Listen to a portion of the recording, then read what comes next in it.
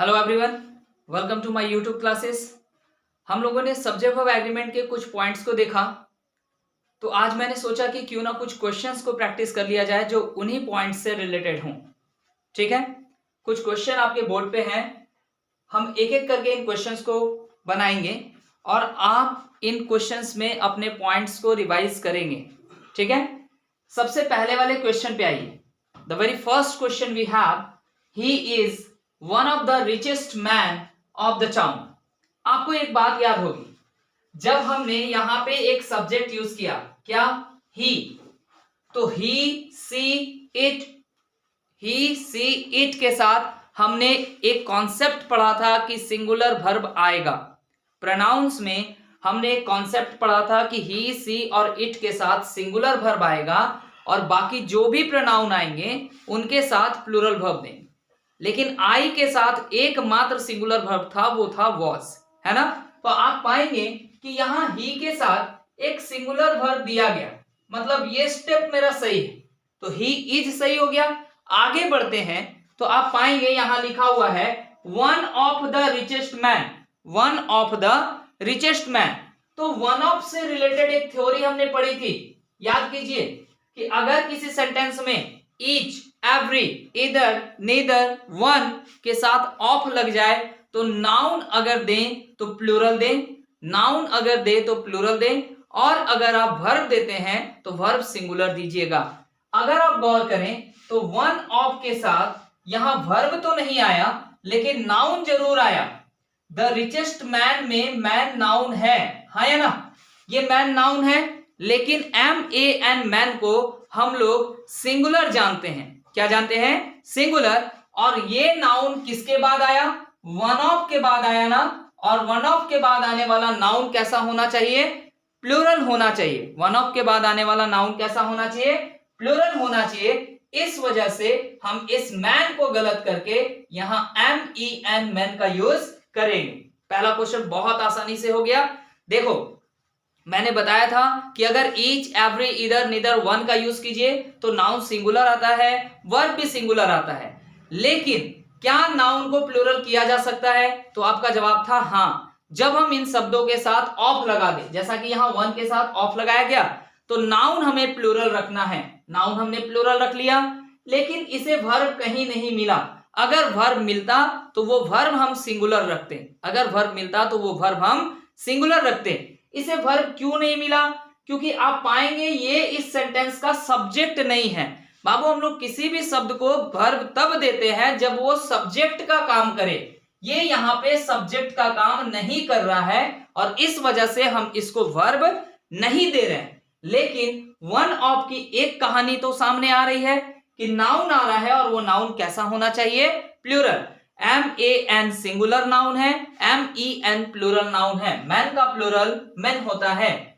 दूसरे क्वेश्चन की तरफ आते हैं। दूसरा क्वेश्चन एंड की थ्योरी से है। आपको याद होगा कि मैंने आपको पढ़ाया था जब दो नाउन को एंड से जोड़े, इतना ही नहीं, जब दो प्रोनाउन को एंड से जोड़े तो आने वाला वर्ब हमेशा प्लूरल होता है। जब दो नाउन या प्रोनाउन को एंड से जोड़े तो आने वाला वर्ब हमेशा प्लूरल होता है। आप पाएंगे यहां एक नाउन दिया गया कंप्यूटर और दूसरा नाउन दिया गया टेलीकम्युनिकेशन, और दोनों को जोड़ा किससे गया? एंड से। तो जो आने वाला वर्ब होगा वो वर्ब प्लूरल होना चाहिए। किसकी वजह से? एंड की वजह से वो वर्ब प्लूरल होना चाहिए।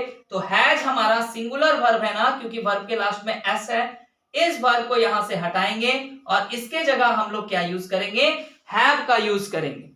क्वेश्चन नंबर 3 पे आते हैं। क्वेश्चन नंबर 3 में भी एंड लगा हुआ है, लेकिन फंसिएगा मत, ये एंड वाले पॉइंट से क्वेश्चन नहीं आया, ये क्वेश्चन आर्टिकल द वाले पॉइंट से आया। आपको याद होगा मैंने बताया था कि जब दो पोस्ट को एंड से जोड़ते हैं और उन दोनों पोस्ट के साथ द का यूज किया जाए, अगर उन दोनों पोस्ट के साथ द का यूज किया जाए तो यहां एक मतलब आता है कि वहां दो व्यक्तियों की बात हो रही, और जब दो व्यक्तियों की बात होगी तो नियमतः वर्ब प्लूरल होगा। लेकिन अगर आप सामने वाले क्वेश्चन को देखें तो दो पोस्ट को एंड से जोड़ा गया, पोएट और क्रिटिक, दो पोस्ट को एंड से जोड़ा गया। लेकिन एंड से जुड़ने के बाद द सिर्फ और सिर्फ एक ही पोस्ट के पहले आया, तो इसका मतलब क्या निकला कि भैया ये जो पोएट और क्रिटिक हैं ये एक ही व्यक्ति है। एक बार द आने का मतलब है एक ही व्यक्ति है, और जब एक ही व्यक्ति की बात होगी तो वहां वर्ब प्लूरल नहीं हो सकता है, वर्ब कैसा होगा, सिंगुलर। इस वजह से हम लोग सेंटेंस लिखेंगे the poet and critic has been honoured in his home district. ठीक है, क्वेश्चन नंबर 4 पे आए, लेकिन 4 पे आने से पहले एक पॉइंट याद फिर से कर लें। मैंने आपको बताया था कि each, every, either, neither, one की थ्योरी जब लग जाए, जब किसी सेंटेंस में each, every, either, neither, one लग जाए तो वहां एंड की थ्योरी काम नहीं करती है। एंड की थ्योरी कौन सी?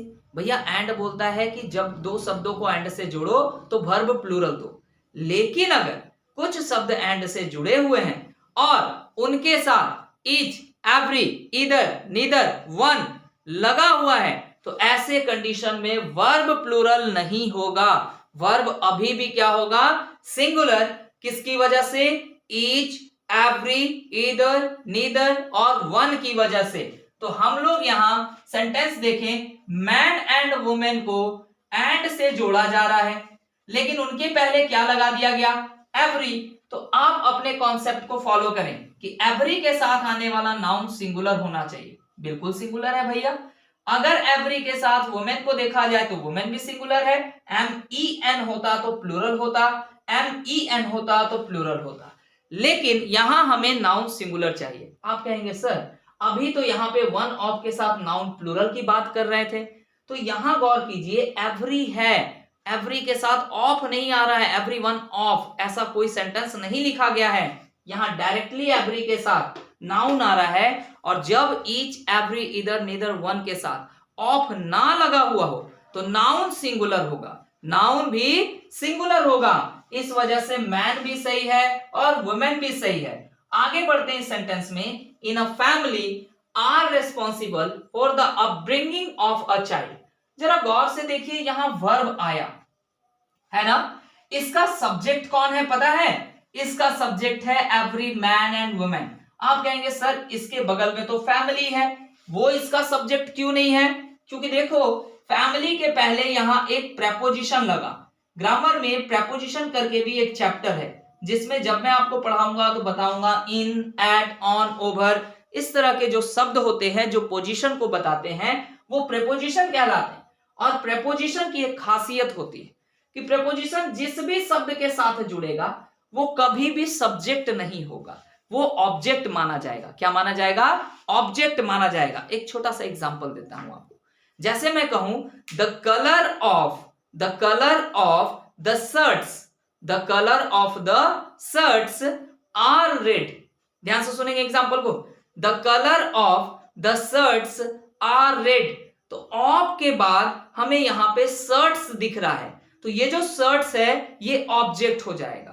तो जब ये ऑब्जेक्ट हुआ तो सब्जेक्ट कौन हुआ? कलर। और कलर आपको दिख रहा होगा कि ये सिंगुलर नाउन है। कलर कैसा नाउन है? Singular noun. हमने कलर्स तो नहीं लिखा है, तो जब कलर्स नहीं लिखा है हमने कलर लिखा है, एक सिंगुलर नाउन, तो जो वर्ब आएगा वो भी सिंगुलर होगा और हमें कहना चाहिए the colour of the shirts is red. क्या होना चाहिए sentence? The colour of the shirts is red. तो इज किसकी वजह से आया? कलर की वजह से। शर्ट्स सब्जेक्ट क्यों नहीं हुआ? क्योंकि उसके पहले ऑफ लगा हुआ है और ऑफ एक प्रेपोजिशन है। प्रेपोजिशन किसी भी शब्द को ऑब्जेक्ट बनाता है, सब्जेक्ट नहीं बनने देता है। तो यहां इन के कारण फैमिली जो है ये एक ऑब्जेक्ट हुआ, यानी घूम फिर के हम वापस आ गए किसके पास? Every man and women. और आपको अच्छी तरह से पता है जब each, every, either, neither, one लगा हो किसी सेंटेंस में तो आने वाला वर्ब प्लूरल नहीं हो सकता है, आने वाला वर्ब हमेशा कैसा होगा? सिंगुलर होगा। इस वजह से हम यहां क्या लिखेंगे? Is. I hope you understood it. अब पॉइंट नंबर 5 पे आ रहे हैं। 5 वाला पॉइंट भी इसी से मिलता जुलता है। देखो तो ईच एंड एवरी के साथ कुछ नाउन जोड़े गए। कौन कौन से noun? Man, women and child. गौर करो सबके सब सिंगुलर हैं, मैन भी सिंगुलर, वुमेन भी सिंगुलर और चाइल्ड भी सिंगुलर। चाइल्ड का प्लूरल चिल्ड्रेन, चाइल्ड का प्लूरल चिल्ड्रेन, चिल्ड्रेंस नहीं लिखते हैं हम लोग, चिल्ड्रेन लिखते हैं, चिल्ड्रेन अपने आप में प्लूरल है, उसमें एस नहीं जोड़ते हैं। तो यहाँ पे तीनों के तीनों नाउन सिंगुलर है, पता है क्यों? क्योंकि तीनों के तीनों नाउन के साथ क्या लगा हुआ है? Each and every. और जब ईच एंड एवरी के साथ ऑफ ना लगा हुआ हो तो नाउन भी सिंगुलर हो जाता है, नाउन भी सिंगुलर हो जाता है। और वर्ब तो हर हाल में सिंगुलर होता है। तो चलो चेक करते हैं। Each and every man, women and child, where, where एक सिंगुलर वर्ब नहीं है क्योंकि इसके लास्ट में हमें एस और यस नहीं दिख रहा है, इस वजह से इस वेयर की जगह हम लोग क्या करेंगे? वॉज। ठीक है, इस तरीके से क्वेश्चन बना सकते हैं। देखो पढ़ते जब हम लोग हैं तो आसान एग्जांपल इसलिए लेते हैं ताकि एग्जांपल के थ्रू पॉइंट्स हमारे दिमाग में सेट हो जाए। लेकिन जब हम लोग प्रैक्टिस करेंगे तो इसी टाइप के क्वेश्चंस को प्रैक्टिस करेंगे जो एग्जाम में आने वाले होते हैं या जो एग्जाम में पूछे गए होते हैं या फिर जो एग्जाम की नजर से थोड़े इंपॉर्टेंट होते हैं। अब क्वेश्चन नंबर 6 में देखा जाए, क्वेश्चन नंबर 6 में मैनी लिख दिया गया। तो भाई मैनी की एक बार थ्योरी याद कर लो कि मैनी के साथ नाउन देना हो तो भी प्लूरल, मैनी के साथ वर्ब देना हो तो भी प्लूरल। लेकिन मैनी के साथ अगर ए या एन जुड़ जाए, पढ़ा है हमने इसको, मैनी के साथ ए या एन अगर जुड़ जाए तो आने वाला नाउन भी सिंगुलर और वर्ब भी सिंगुलर। क्या कहा मैंने? मैनी के साथ अगर ए या एन जुड़ जाए तो आने वाला नाउन भी सिंगुलर और वर्ब भी सिंगुलर। इस वजह से पैसेंजर सिंगुलर लिखा गया है, पैसेंजर्स नहीं लिखा गया है। तो ये सही है, लेकिन वर्ब भी तो सिंगुलर चाहिए, और जब वर्ब सिंगुलर चाहिए तो हैव को गलत करके क्या रखेंगे? Has. And now we have to say many a passenger has been taken to the hospital. Clear है? तो ये मैनी वाली थ्योरी थी कि मैनी के साथ नाउन अगर आए तो प्लूरल और वर्ब आए तो भी प्लूरल, लेकिन अगर मैनी के साथ ए या एन जुड़ जाए तो सारी चीजें सिंगुलर, चाहे वो नाउन हो चाहे वो वर्ब हो। नेक्स्ट क्वेश्चन की तरफ आइए। फिर से हमें मिल गया वन ऑफ। तो अब आप अपना काम कीजिए कि वन के साथ ऑफ लगा हुआ है, मतलब नाउन कैसा चाहिए? प्लूरल, और वर्ब कैसा चाहिए? सिंगुलर। तो चलो चेक करते हैं इस बात को। वन ऑफ के साथ नाउन कौन सा आया? माय स्टूडेंट्स, प्लूरल है भाई। और वर्ब कौन सा आया? लीव। क्या ये सिंगुलर है? वर्ब सिंगुलर तब होगा जब उसके लास्ट में एस और यस जुड़ा होगा, यानी ये सिंगुलर नहीं है, तो ये गलत हो गया। और इसको सिंगुलर करेंगे कैसे? लीव्स लिखेंगे, और सेंटेंस क्या बन गया हमारा? One of my students lives next door to his aunt. अब क्वेश्चन नंबर 8 पे आइए। 8 वाला जो क्वेश्चन है वो मोर वाली थ्योरी से है, और मोर वाली थ्योरी को भी हमने पढ़ा है, तो एक बार याद कर लिया जाए। देखो मोर के दो एंगल थे। पहला, अगर मोर के साथ नाउन आए तो वो नाउन प्लूरल होगा, और उसके बाद देन वन आता था तो भी वर्ब प्लूरल होता था क्योंकि नाउन प्लूरल है। लेकिन दूसरा एंगल था कि मोर देन वन एक साथ आ जाए, मोर देन वन एक साथ आ जाए, और अगर मोर देन वन एक साथ आता है तो नाउन भी सिंगुलर और वर्ब भी सिंगुलर। तो पहले चेक कीजिए कौन से पॉइंट से क्वेश्चन आया, मोर देन वन आया है या मोर के साथ नाउन आया है? तो भाई मिल गया हमें, मोर के साथ नाउन आया है, यानी पहला वाला पॉइंट कि जब मोर के साथ नाउन आएगा तो वो नाउन हर हाल में प्लूरल होगा, वो नाउन हर हाल में प्लूरल होगा। और उसके बाद देन वन दिया जाए, देन वन दिया जाए तो भी वर्ब कैसा होगा? प्लूरल होगा। किसकी वजह से? मोर गर्ल्स की वजह से। तो यहां हम लोग इज को पा रहे हैं, इज गलत है, और इस इज के जगह वर्ब प्लूरल होना चाहिए, और क्या होगा? आर, क्योंकि इज का प्लूरल हमने क्या देखा? आर। तो ये कुछ क्वेश्चंस थे हमारे सब्जेक्ट वर्ब एग्रीमेंट से। अब मिलेंगे आप लोगों से अगले वीडियो में कुछ नए पॉइंट्स के साथ, पॉइंट्स को स्टडी करेंगे, और उसके बाद फिर 2 दिनों के बाद हम लोग कुछ क्वेश्चंस को प्रैक्टिस करेंगे। तब तक के लिए thank you, have a good day.